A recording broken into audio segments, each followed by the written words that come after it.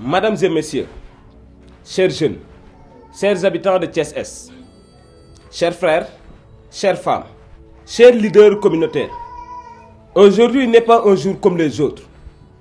Aujourd'hui marque la naissance d'un espoir. Aujourd'hui marque le début d'un engagement. Aujourd'hui, nous lançons officiellement le mouvement Sàmm Sa Kàddu. Sàmm Sa Kàddu, cela veut dire reprendre sa parole, reprendre son destin, reprendre son pouvoir.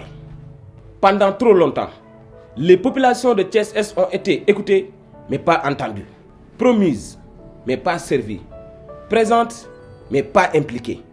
Il est temps que cela change. Nous sommes un mouvement de terrain, un mouvement de jeunes, un mouvement de femmes, un mouvement de citoyens engagés. Nous ne sommes pas venus faire de la politique comme d'habitude. Nous sommes venus changer les règles du jeu. Notre combat est simple, mais fort. Donner la parole à ceux qui ne l'ont jamais eu. Créer des opportunités pour notre jeunesse. Défendre les intérêts réels de Thiès-Est. Construire une commune propre, moderne et digne. Personne ne viendra développer notre commune à notre place. Personne ne changera notre réalité si nous restons spectateurs. Le changement commence avec nous. Le changement commence avec toi. Sàmm Sa Kàddu, ce n'est pas seulement un mouvement. C'est une prise de conscience. C'est un réveil collectif.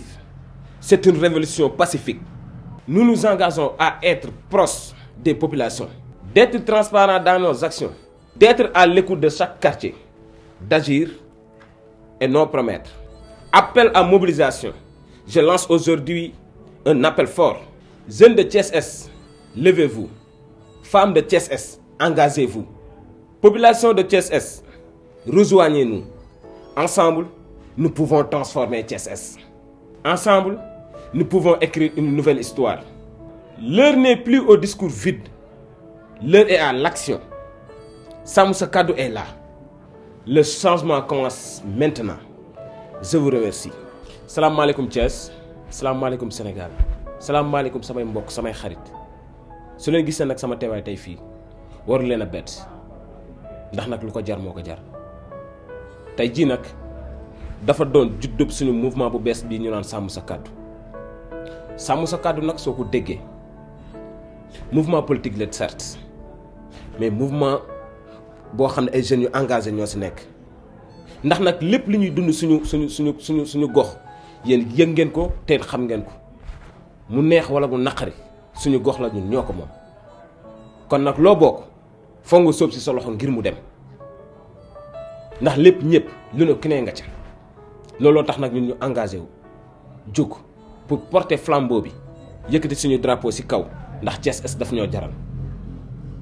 yéen samay mbokk li ñuy dund si commune bi yéen ñëpp gis ngeen ko.